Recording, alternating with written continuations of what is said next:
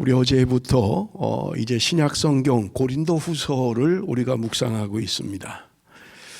여러분, 고린도후서의 배경은 고린도 교회가 생겨진 것, 그것은 물론 이제 바울의 2차 전도 여행 기간에 생긴 주후 50년 경에 고린도 교회가 세워졌습니다마는, 이 고린도 도시가 세워진 것은 주전 146년에 로마에 의해서 고린도 도시가 파괴가 됩니다. 그리고 100년 동안 방치되고 있다가 주전 44년경에 로마의 시저에 의해서 도시가 새로 건축이 되게 됩니다. 그러니까 바울이 2차 전도 여행 때 고린도 지역에 가서 교회를 세운 것은 고린도 도시가 세워진 이후 한 90년 정도, 그러니까 굉장히 젊은 도시죠. 그게 바로 고린도 도시다. 여러분, 그렇게 이해를 하시면 될 것 같고요. 여러분, 고린도 도시는 굉장히 빠르게 성장한 그런 도시입니다. 제국 내에서도 로마, 이런 알렉산드리아, 이런 다음으로 세 번째 도시로 부상할 정도로 굉장히 빠르게 성장한 도시가 고린도 도시다. 여러분, 그렇게 이해를 하시면 될 것 같습니다. 굉장히 빠르게 성장했기 때문에 고린도 도시는 스포츠 또는 이런 유흥 문화가 굉장히 성장해 있었고요. 그런가 하면 성문화도 굉장히 발달한 그런 도시가 바로 고린도 도시다. 여러분, 그렇게 이해를 하시면 되겠고요. 개인주의와 물질주의가 굉장히 발달한 도시가 고린도 도시다.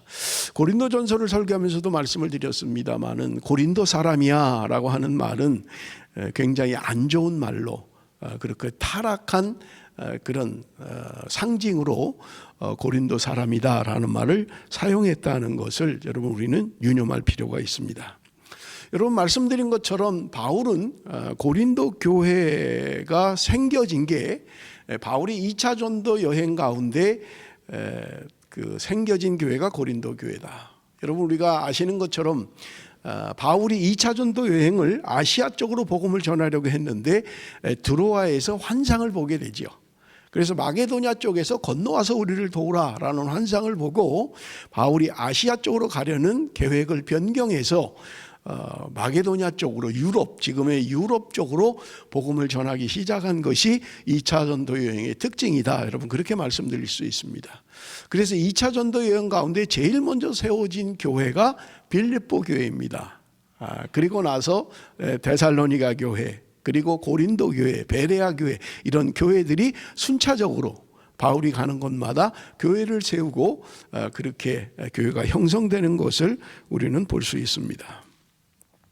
여러분, 우리가 고린도 전서를 쓴 것은, 여러분 좀 우리가 유념하셔야 할 것은, 바울이 4번의 편지를 쓴 것으로 추측이 됩니다. 성경 말씀을 근거로 보면 우리는 지금 고린도 전후서를 가지고 있지만 실제적으로 고린도에 보낸 편지는 4번이지 않을까, 그렇게 생각을 합니다. 그래서 1차 편지를 보냈고요. 편지를 받고 고린도 사람들이 질문을 하게 됩니다. 그게 이제 고린도전서 7장 1절에 너희가 쓴 그 문제에 대하여 답을 한다라고 해서 쓴 것이 고린도전서였다. 여러분, 그렇게 이해를 하시면 돼요. 뭔가 고린도전서를 쓰기 전에 바울이 편지를 보냈고, 편지를 받은 고린도 교회가 그 편지에 대하여 질문하는 게 혼인에 대한 문제를 질문했어요. 그래서 고린도전서를 쓰면서 너희가 지금 쓴 그 문제에 대하여 내가 답을 한다라고 하는 것이 고린도전서 7장 1절이에요. 그러니까 고린도전서를 쓰기 전에 바울은 먼저 편지를 한번 보냈다. 그리고 우리가 가지고 있는 고린도전서는 2번째 편지다. 여러분, 그렇게 이해를 하시면 될 것 같아요. 여러분, 2번째 편지는 바울이 1년 반을 고린도 교회에서 사역을 했죠. 교회를 세우고 1년 반을 사역한 이후에 그는 떠나서 돌아오게 됩니다.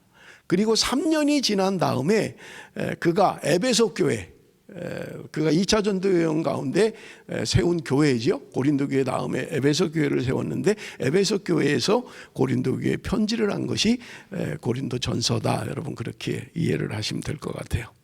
그리고 나서 편지를 보내고 나서 바울은 고린도전서에 보면 방문할 계획이 있다 그렇게 쓰고 있는 것을 볼 수 있습니다. 내가 너희들을 방문하고 싶다 그렇게 의도를 밝혔는데 그 사이에 바울은 디모데라고 하는 제자를 보내게 됩니다. 그래서 고린도 교회에서 사역에 있던 디모데가 바울에게 와서 하는 이야기가 뭐냐면 고린도 교회에 굉장히 문제가 많습니다. 여러 가지 문제가 많습니다. 하는 이야기를 듣게 됩니다. 그래서 바울이 2차 개척을 하고 나서 상당히 시간이 흘렀죠. 벌써 이제 4, 5년이 지난 이후에 두 번째로 고린도 교회를 방문하게 됩니다. 이런 디모데의 이야기를 듣고 많은 문제들을 해결하기 위하여 바울은 고린도 교회를 방문하게 되는데 고린도 교회를 방문한 것이 그렇게 효과가 없었던 것 같아요. 고린도 후서 2장 1절에 보면 굉장히 어려운 그런 방문이었다 성경은 이야기하고 있는 거예요. 많은 사람들이 바울의 문제를 야기했던 거예요. 바울이 정말 사도로서 정당하냐? 왜 그는 추천서도 없느냐? 왜 그는 결혼도 하지 않느냐? 여러 가지 문제를 가지고 바울을 힘들게 했던 것을 알 수 있습니다. 돌아온 바울은 세 번째 편지를 보내는데 이것도 지금 없어요. 그러니까 첫 번째와 세 번째 편지가 없어요. 돌아와서 편지를 강경하게 썼던 것 같아요. 상당히 야단을 쳤던 것 같아요.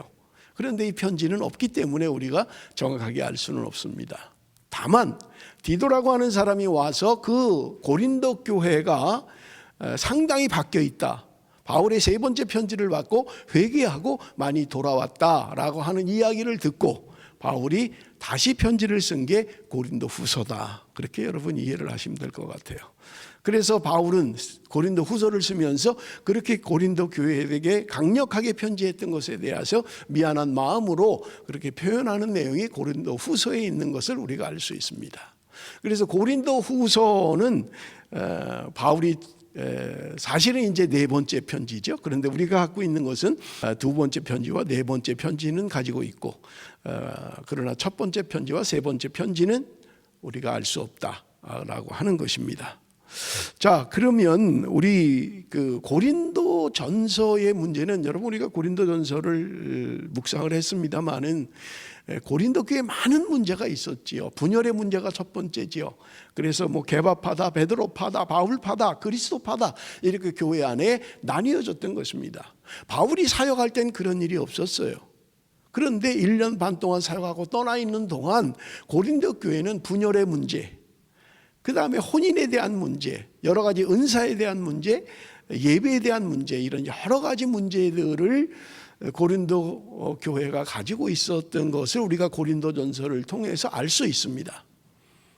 그런데 고린도 후서에는 그런 문제보다는 바울 사도의 사도권을 변증하는 그런 내용이 많아요. 그리고 또 하나 중요한 문제는 연보에 대한 헌금에 대한 이야기를 여러 장에 걸쳐서 이야기하고 있다는 거예요. 당시에 기근을 만나서 어려움을 겪고 있던 특별히 예루살렘 교회에 대한 후원에 대한 문제, 헌금에 대한 문제를 길게 다루고 있는 것을 우리가 볼 수 있는 것입니다. 제일 중요한 것들이 바울에 대한 오해들이 많이 없어지긴 했고 교회 안에 많은 문제들이 돌아오긴 했지만 여전히 거짓 교사로 인해서 고린도 교회는 어려움을 겪고 있었던 것입니다. 이러한 문제를 지금 바울은 편지를 통해서 이야기하고 있는 것을 우리가 볼 수 있습니다. 자, 우리 1절 2절을 먼저 좀 한번 읽어보겠습니다. 고린도 후서 1장 1절 2절 말씀 다 같이 읽습니다. 시작. 하나님의 뜻으로 말미암아 그리스도 예수의 사도된 바울과 형제 디모데는 고린도에 있는 하나님의 교회와 또 온 아가야에 있는 모든 성도에게 하나님 우리 아버지와 주 예수 그리스도로부터 은혜와 평강이 있기를 원하노라. 여러분 지금 바울은 편지를 쓰면서 먼저 자신의 사도성에 대하여 이야기합니다. 자신이 사도가 된 것은 하나님의 뜻으로 말미암아 그리스도 예수의 사도가 된 것이다 그렇게 이야기하고 있는 거예요. 내가 원하고 내가 결정하고 내 의지로 그렇게 된 것이 아니라는 거예요. 하나님의 뜻으로 말미암아 자기가 사도가 되었다라고 하는 것을 이야기하고 있는 거예요. 그 말은 반대로 뒤집어서 이야기하면 하나님의 뜻으로 말미암아 사도된 나를 부인하는 것은 하나님을 부인하는 것이다.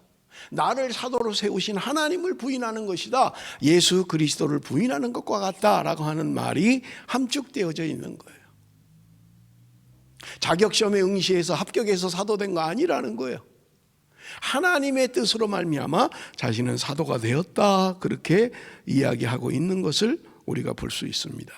그런가 하면 수신자를 이야기하면서 고린도에 있는 하나님의 교회와 또 온 아가야에 있는 모든 성도에게, 고린도에 있는 하나님의 교회다, 이렇게 이야기해요. 여러분, 우리가 고린도전서를 통해서 살펴보았습니다만 고린도 교회는 문제가 굉장히 많았어요. 은사도 많은 반면에 은사로 인해서 일어나는 문제도 굉장히 많았던 거예요. 방언에 대한 문제, 예언에 대한 문제, 그런가 하면 소송에 대한 문제, 혼인에 대한 문제, 성적으로 타락한 도시다 보니까 성적인 문제가 교회 안에까지 들어와 있었던 거예요. 그런가 하면 분열에 대한 문제, 여러 가지 문제를 가지고 있는 고린도 교회였던 것입니다. 그런데 바울은 지금 고린도 후서를 쓰면서 고린도 교회를 하나님의 교회다, 그렇게 이야기하고 있는 거예요. 고린도에 있는 하나님의 교회. 여러분 보십시오.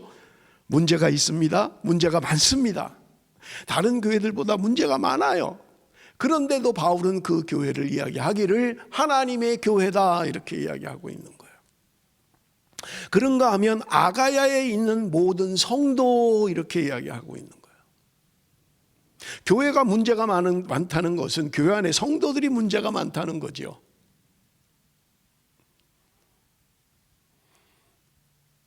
우리가 이미 살펴보았습니다만 고린도 교회는 굉장히 복잡한 문제들이 많았던 거예요.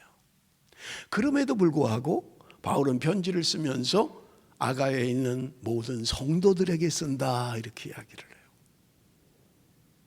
때로는 다투고 때로는 문제가 있고 교회 안에 성도들이 여러 가지 문제가 많고, 혼인에 대한 문제, 성적인 타락의 문제, 더군다나 성찬식에 대한 문제, 가진 자와 갖지 못한 자의 문제, 이런 여러 가지 문제를 가지고 있는 성도들이지만, 그러나 바울은 이야기하기를 성도다, 문제가 많은 교인이지만, 문제가 많은 사람들이지만 그들은 성도다라고 이야기하는 거예요. 무엇 때문에 그렇습니까? 그냥 듣기 좋으라고 하는 말이 아니에요. 오늘 우리의 성도됨, 내가 하나님의 부르심을 받고 하나님 앞에 성도로 부르신 것, 그것은 나의 거룩함 때문이 아니라, 그래서 성도가 된 것이 아니라 예수 그리스도, 나를 부르신 그분이 거룩하기 때문에 내가 그분에게 속해 있기에 거룩하다고 이야기하는 거예요. 하나님의 거룩한 부르심의 유효성, 하나님은 실수하지 않으시는 거예요. 착각하지 않으시는 거예요. 비록 문제가 있어요, 비록 실수해요. 그런데 바울은 그들을 향하여 성도라고 이야기하고 있는 거예요. 내가 이렇게밖에 못 사는데, 나는 좀 열심히 못 하는데 내가 성도가 될 수 있을까? 아니에요. 나의 어떤 조건 때문에 성도가 된 것이 아니라 나를 부르신 그분, 나를 불러서 성도로 삼아주신 그분의 거룩함 때문에 우리는 거룩하다는 거예요. 여러분 얼마나 감사합니까? 그래서 나의 나 된 것은 하나님의 은혜라는 거예요.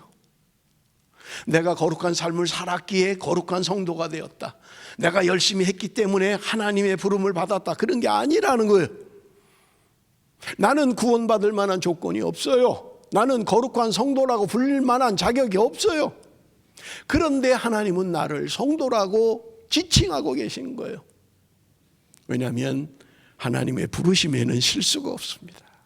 그러므로 사랑하는 성도 여러분, 지금은 내가 비록 하나님의 뜻대로 삶을 살지 못한다 할지라도, 내가 말씀대로 살지 못한다 할지라도 하나님은 오늘 저와 여러분을 성도라고 부르고 계시다는 거예요. 바울은 그래서 지금 편지 서두에 그렇게 이야기하고 있는 거예요. 나도 내가 내 뜻으로 사도가 된 게 아니다, 하나님의 뜻으로 말미암아 내가 사도가 된 것이다.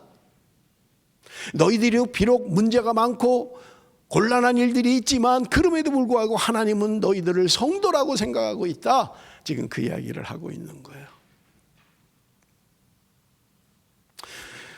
내가 성도된 것과 내가 성도다운 삶을 사는 것은 다른 문제라고 말씀을 드렸어요.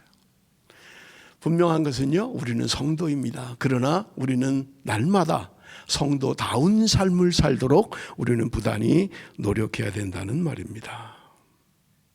여러분, 우리가 바울 고린도후서, 고린도전서도 그렇습니다만 고린도후서에 보면 특별히 고난에 대한 이야기를 참 많이 하는 것을 볼 수 있어요. 뒤에도 나옵니다만 1장 8절에 보면 살 소망마저 끊어졌다. 아시아에서 복음을 전하다가 살 소망만 끊어졌다고 이야기하고 있는 거예요. 무슨 말입니까? 살 소망이 없어요. 이제 죽음이 눈앞에 왔어요. 얼마나 힘들면, 복음을 전하는 것 때문에 얼마나 힘든 일을 당했으면 살 소망마저 끊어졌다. 그렇게 이야기하고 있는 거예요. 그런 고난을 당했던 거예요. 여러분, 고난의 시간들은 즐거운 것이 아닙니다. 고난을 좋아할 사람은 아무도 없습니다. 그러나 고난은, 여러분, 성경은 우리에게 말씀합니다. 고난은 우리에게 유익이 있다고 시편에도 이야기하고 있는 거예요. 고난당한 것이 내게 유익이다, 성경은 말씀하고 있는 거예요. 싫은데, 고난당하는 거 싫은데 성경은 말하기를 고난이 나에게 유익이다, 그렇게 이야기하고 있는 거예요. 사랑하는 성도 여러분, 누구나 고난은 있습니다. 작게 크게 고난을 당해요. 그러나 내가 고난을 당하느냐 당하지 않느냐의 문제가 아니라 내가 고난이 올 때 어떻게 대처하느냐, 내가 고난을 어떻게 받아들이느냐가 문제라는 거예요.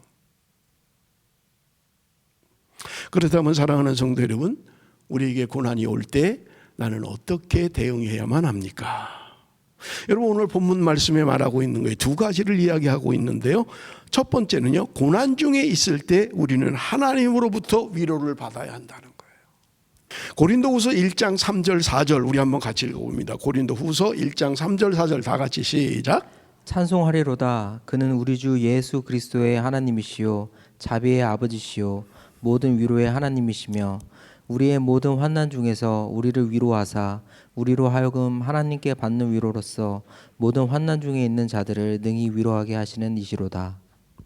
여러분, 우리가 본문을 좀 자세히 살펴보면 3절부터 7절까지 몇 절 되지 않는데요, 위로라는 단어가 10번이나 등장하고 있어요. 그래서 오늘 제가 설교 제목을 위로의 하나님이다, 그렇게 설교 제목을 정했던 거예요.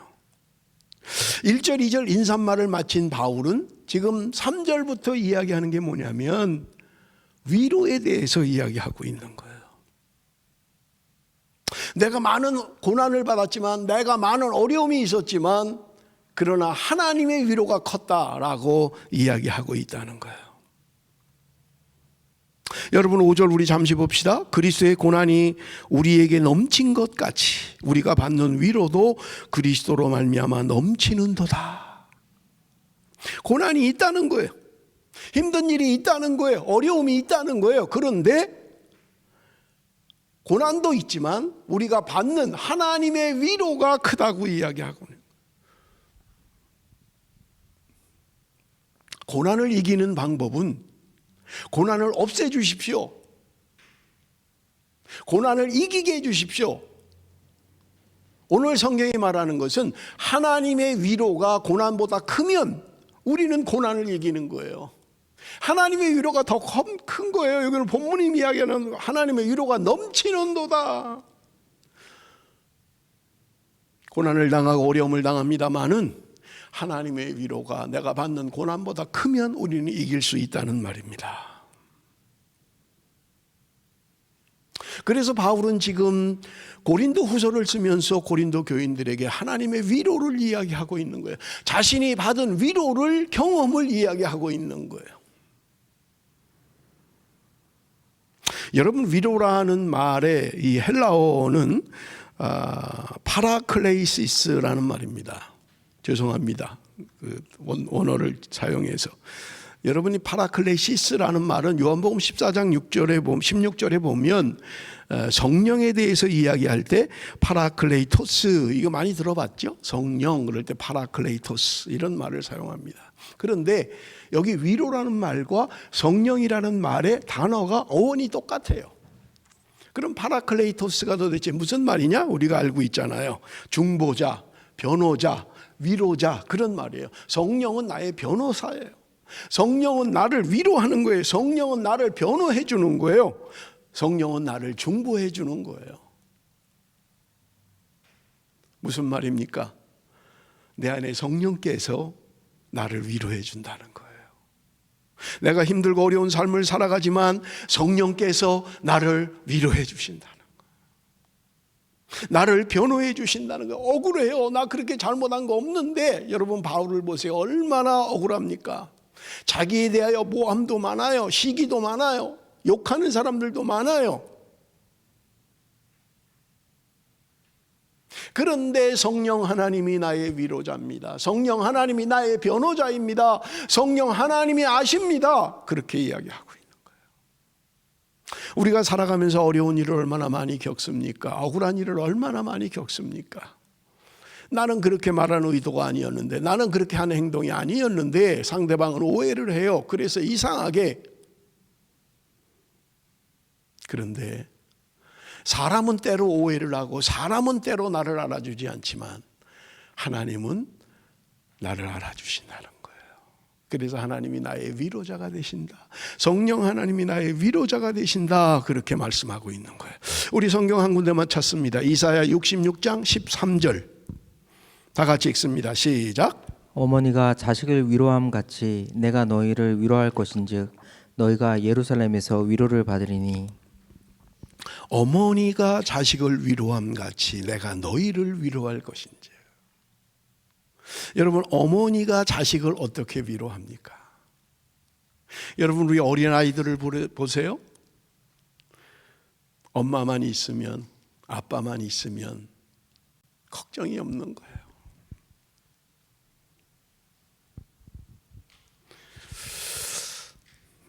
제가 지난번에 그 아이들 이렇게 나오는 뭐 슈퍼맨이 돌아왔다 이야기를 했는데, 뭐 이렇게 잠깐 뭘 이렇게 보다 보니까 샘 해밍턴 그 작은 애, 그 벤이라는 애가 어디 딴 동네 가서 잠을 자다가 낮잠을 자다가 일어난 거예요. 엄마 아빠가 없는 거예요. 그러니까 울기 시작하면서 엄마 찾는 거예요. 어린 자식들이 엄마만 있으면 바람이 불든 비가 오든 날씨가 춥든 날씨가 덥든 관계없이 평안한 거예요. 위로를 받는 거예요.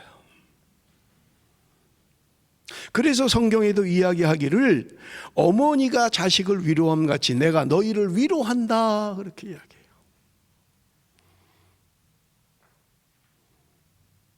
결혼한 딸이 언제 어머니를 찾습니까? 언제 찾아요? 잘 살 때 안 찾아요. 잘 나갈 때 안 찾아요. 어려움이 오고 힘이 들고 하면 친정집으로 달려가는 거예요. 엄마! 왜냐하면 엄마가 위로이기 때문에 그렇습니다. 세상에도 없는 내 편이기 때문에 그래요. 잘못했다고 자식을 내쫓는 사람은 없습니다. 괜찮다. 힘내라. 다시 해봐라. 참아라. 이게 부모의 마음이잖아요. 부모의 위로잖아요. 여러분, 성경에도 어머니가 자식을 위로함 같이 이렇게 되는데 아버지가 자식을 위로함 같이 이런 말이 없어요.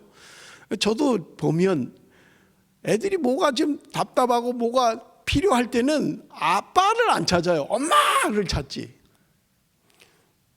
아빠는 뭐 그래서 힘든 거나 할 때 아빠 뭐 이러지 뭐 좋든 나쁘든 엄마를 먼저. 아이들 보세요. 아빠 찾는 아이들 많이 없어요. 뭐 간혹 그런 애가 있어요.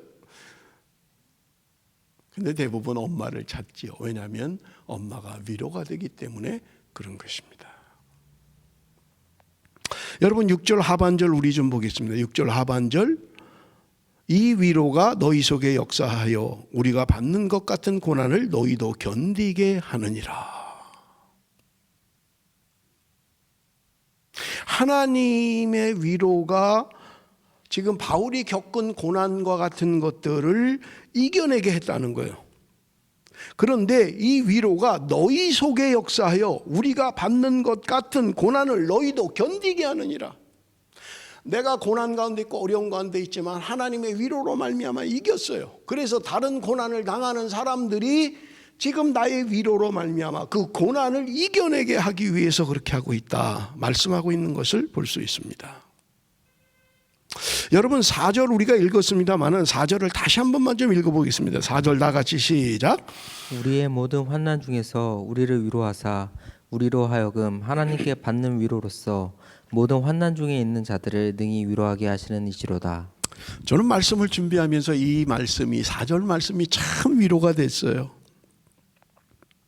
우리의 모든 환난 중에서 우리를 위로하사 우리로 하여금 하나님께 받는 위로로서 모든 환난 중에 있는 자들을 능히 위로하게 하시는. 무슨 말이에요? 내가 어려움을 겪었어요. 고난을 당했어요. 그런데 하나님의 위로가 그것을 이기게 했다는 거예요. 그런데 또 다른 누군가 나와 같은 고난을 겪는 사람들에게 내가 고난 가운데 있을 때 하나님의 위로를 받은 것이 고난 당하는 또 다른 사람을 위로하게 된다는 말입니다.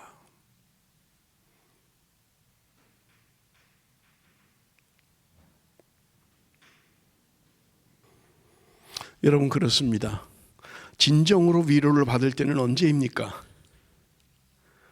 여러분 교통사고로 내가 한쪽 팔을 잃었어요. 절단했어요. 무슨 말로 위로를 할 겁니까? 앞으로 그 사람이 살아갈 인생이 얼마나 힘들겠어요.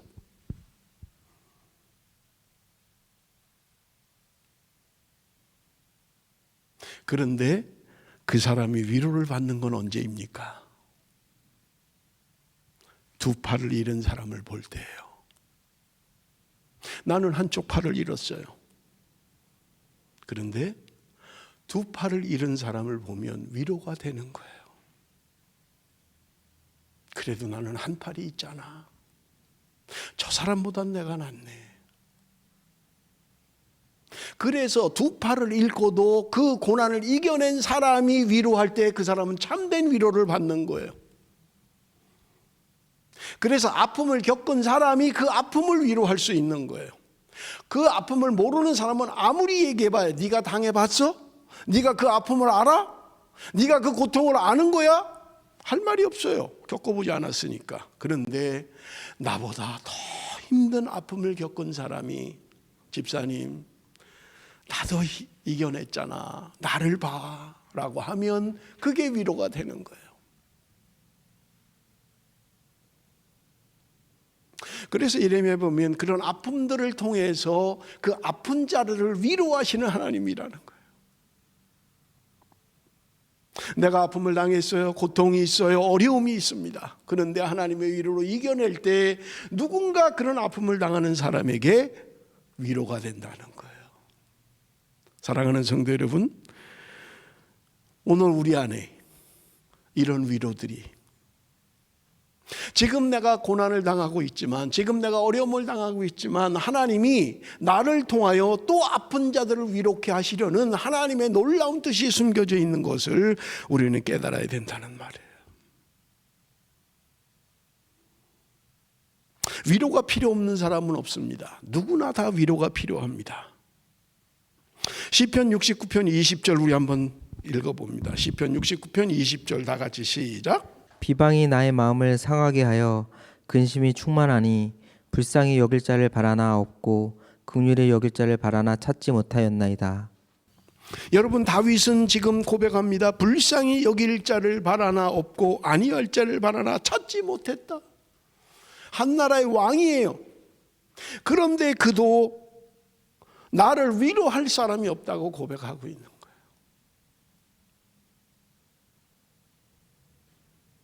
여러분 많은 것을 가지고 있다고 해서 위로가 필요 없는 사람은 없습니다. 저 사람은 뭐 위로가 필요하겠어. 기도하는 사람인데 저 사람 저 사람은 능히 이겨낼 거야. 아닙니다. 위로가 필요한 거예요. 그렇게 영적인 삶을 살았고 한 나라의 왕으로 살았던 다윗도 고백하기를 불쌍히 여길 자를 바라나 없다. 아니할 자를 찾는데 찾지 못했다라고 고백하고 있는 거예요. 사랑하는 성도 여러분, 혹시 나는 그런 어려움을 겪고 있지는 않습니까? 성경은 우리에게 이야기합니다. 서로 돌아보아 선행을 격려하며 서로 돌아보라는 거예요.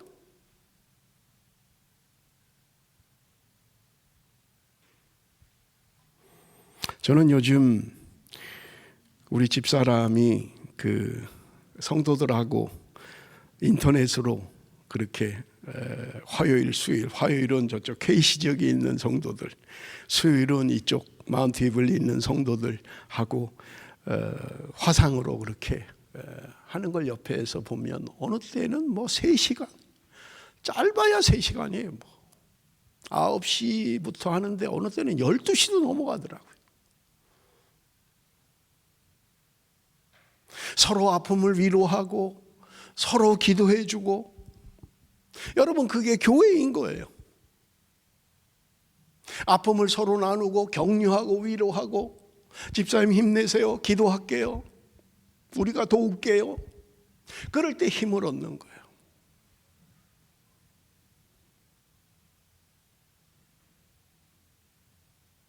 우리는 위로가 필요한 사람들입니다.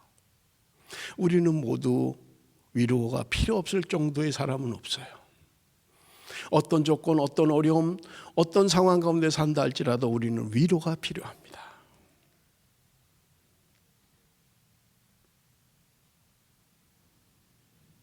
두 번째로는 우리가 고난 중에 있을 때 우리는 오직 하나님만 의지해야 합니다. 9절 말씀 우리 한번 다 같이 읽습니다. 9절 다 같이 시작. 우리는 우리 자신이 사형 선고를 받은 줄 알았으니 이는 우리로 자기를 의지하지 말고 오직 죽은 자를 다시 살리시는 하나님만 의지하게 하심이라. 우리는 우리 자신이 사형 선고를 받은 줄 알았다. 살 소망이 끊어졌다. 8절에 이야기하는 거예요. 살 소망이 끊어지고 이제 사형 선고를 받았다. 그만큼 절박하고 그만큼 급박하다는 거예요. 이제 끝났다. 소망이 없다. 그때 바울이 깨달은 게 있다는 거예요. 그게 뭐예요?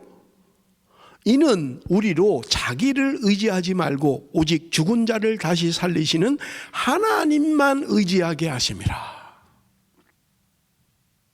끝났어요. 살 소망이 없어요. 사형 선고 받았어요.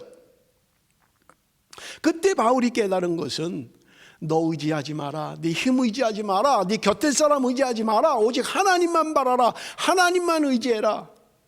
그걸 깨달았다는 거예요. 사랑하는 성도 여러분, 나는 더 이상 도울 사람이 없어, 나는 더 이상 기댈 희망이 없어, 나는 소망이 없어. 혹시 그렇습니까?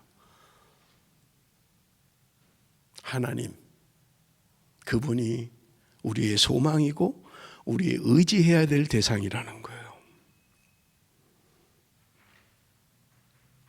여러분 조지 프레드릭 와트라는 사람이 그린 그림이 있는데요. 우리 좀 그림을 좀 띄워주시면 좋겠네요.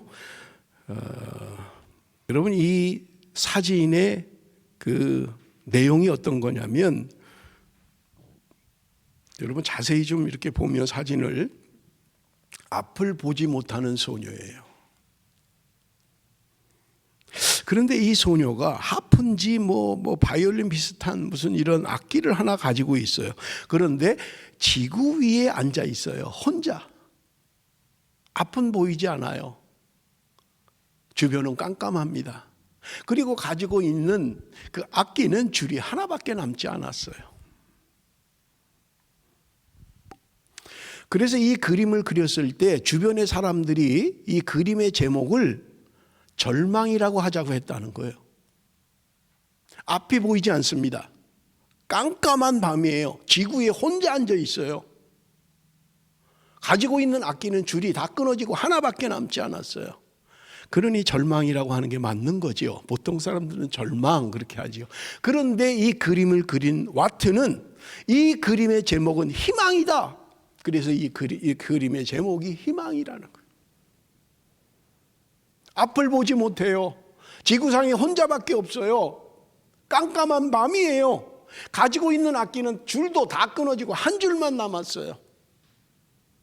그런데 화가는 희망이라는 거예요. 볼 수 없고 아무도 없고 깜깜한 밤이지만 줄은 끊어져서 한 줄밖에 남지 않았지만 그 한 줄이 나에게 소망입니다 라고 하는 메시지를 주고 있다는 거예요.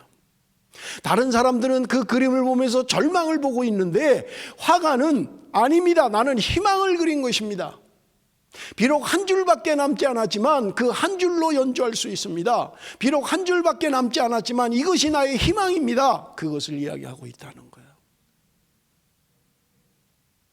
바울의 고백처럼 사형 선고를 받았습니다. 살 소망이 없습니다. 이제는 끝났습니다 라고 할 때 오직 하나님, 그분만이 나의 소망이고 그분만이 나의 위로고 그분만이 나의 참된 희망입니다 라고 하는 메시지를 던져주고 있는 거예요. 사랑하는 성도 여러분, 살 소망마저 끊어져 버렸습니까? 사형 선고를 받은 기분입니까? 힘들고 어려워서 어찌할 줄 몰라서 이제 끝났어 라고 생각하십니까? 우리가 그때는 하나님을 바라볼 때라는 거예요. 하나님만이 우리의 희망입니다. 하나님만이 우리의 소망입니다. 그러기에 하나님을 기대합니다.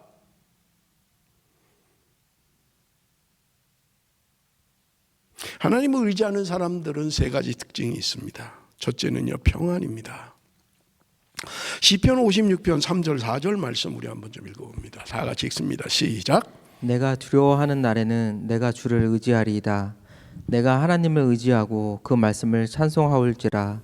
내가 하나님을 의지하였은즉 두려워하지 아니하리니 혈육을 가진 사람이 내게 어찌하리까. 내가 하나님을 의지하였은즉 두려워하지 아니하리다.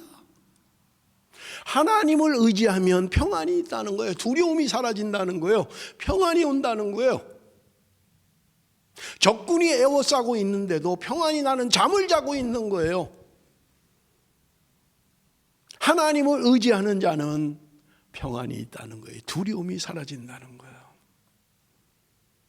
그래서 시편 기자는 고백하고 있는 것입니다. 내가 두려워하는 날에는 내가 주를 의지하리이다. 내가 두려움이 엄습하고 고통이 엄습할 때 나는 주를 의지하겠습니다. 주님만 의지합니다. 그래서 찬송이 나옵니다. 내가 주를 의지함으로 찬송이 나오는 거예요.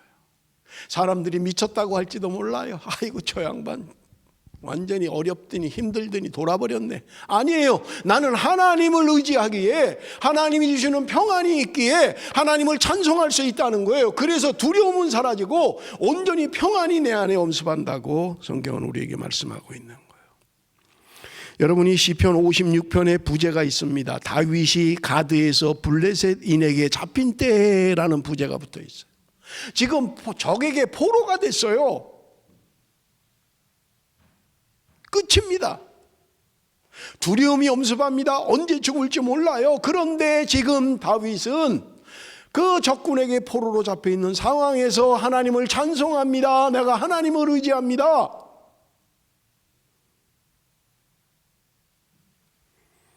사랑하는 성도 여러분, 우리는 힘들고 어려운 시간들을 보내고 있습니다. 그러나 우리의 소망은 하나님에 있습니다. 하나님을 의지할 때 하나님이 우리에게 주시는 평안이 있다고 말씀하고 있는 것입니다. 두 번째로 하나님을 의지하는 사람에게는 하나님에 대한 기대하는 마음이 생깁니다. 10절 말씀 우리 한번 같이 읽어볼 텐데 10절 다 같이 읽습니다. 시작. 그가 이같이 큰 사망에서 우리를 건지셨고 또 건지실 것이며 이후에도 건지시기를 그에게 바라노라. 이같이 큰 사망에서 우리를 건지셨고 과거로 되어 있어요. 또 건지실 것이며 이후에도 건지시기를 그에게 바라노라. 과거, 현재, 미래 관계없이 하나님은 우리를 건지실 것입니다. 과거에도 그러셨고 지금도 그러시고 미래에도 그러실 것입니다. 하나님은 우리를 건지실 것입니다. 그래서 하나님에 대한 기대하는 마음이 있는 거예요. 하나님에 대한 기대가 있는 사람은 하나님께 기도하는 사람이에요. 11절에 그래서 이야기하는 거예요.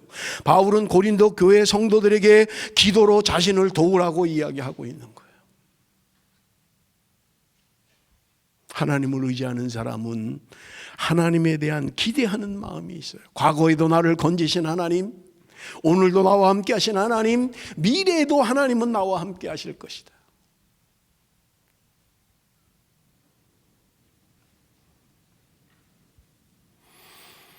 세 번째로 하나님을 의지하는 사람은 현실과 타협하지 않게 되는 것입니다. 여러분 다니엘서를 보십시오. 다니엘은 포로로 끌려갔어요. 왕궁학교에 들어갔습니다. 산의 진미가 나와요. 그런데 그는 말씀대로 나는 이거 먹지 않겠습니다. 하나님의 말씀에 먹으라는 것만 먹겠습니다. 교육을 맡은 사람이 안 된다. 이건 왕이 명령한 거다. 안 먹으면 안 된다. 그런데 조건을 내겁니다. 열흘 동안 시험을 좀 해보십시오. 그래서 우리가 고기 산의 진미를 먹는 사람보다 더 좋으면 당신 목적을 달성하는 거 아닙니까? 그러니까 그걸 좀 허락해 주십시오.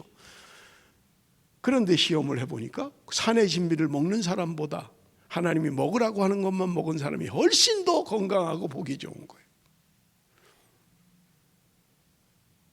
포로의 신분이에요.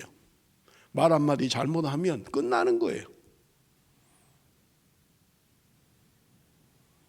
그런 다니엘이 왕이 기도하면 안 된다라고 하는데도 모함인 줄 알면서도, 사자의 밥이 되는 줄을 알면서도 예루살렘으로 나 있는 창문을 열고 늘 그래왔던 것처럼 습관을 따라서 그는 기도했다고 성경은 이야기하는 거예요.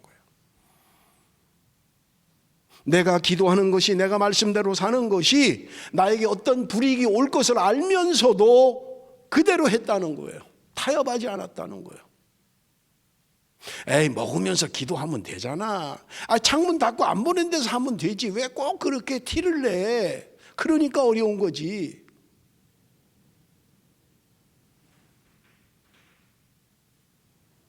하나님을 기대하는 사람, 하나님을 의지하는 사람은 현실과 타협하지 않는다는 거예요.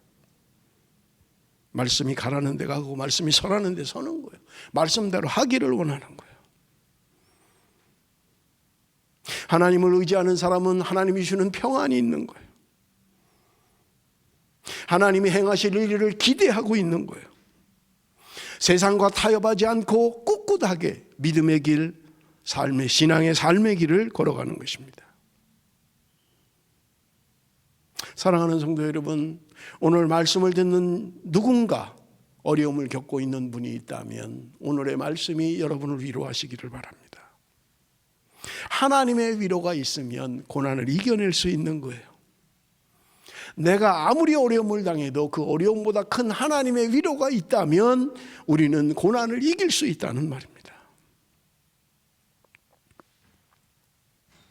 말씀을 맺겠습니다. 고난은 하나님의 위로를 받는 통로입니다. 내가 경험한 하나님의 위로는 다른 고통당하는 사람의 위로가 된다는 말입니다. 하나님만 의지하고 하나님만 바라봅시다. 도우시는 하나님, 과거에도 나를 도우셨고 현재도 나를 도우실 것이며 미래에도 하나님이 나를 지켜주실 것이라는 분명한 소망을 가지고 오늘 이 어려움을 이겨나가는 저와 여러분이 되시기를 바랍니다. 기도하겠습니다. 살아계신 아버지 하나님, 살 소망마저 끊어진 하나님의 사람, 그때가 하나님의 위로의 때요, 하나님을 바라볼 때라는 것을 깨닫는 하나님의 사람을 통해서 은혜를 받습니다. 힘들고 어려운 시간을 지나고 있지만 하나님의 위로가, 성령의 위로하심이 내가 당하는 고난과 어려움을 이기게 하실 줄로 믿습니다.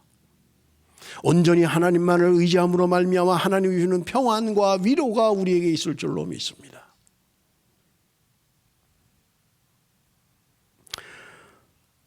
진실로 하나님만 의지하게 하여 주옵소서. 도우시는 하나님만을 바라보게 하여 주옵소서. 이 어려운 시간들을 믿음으로 이겨가는 하나님의 사람들이 되게 하여 주옵소서. 예수님의 이름으로 기도드리옵나이다. 아멘.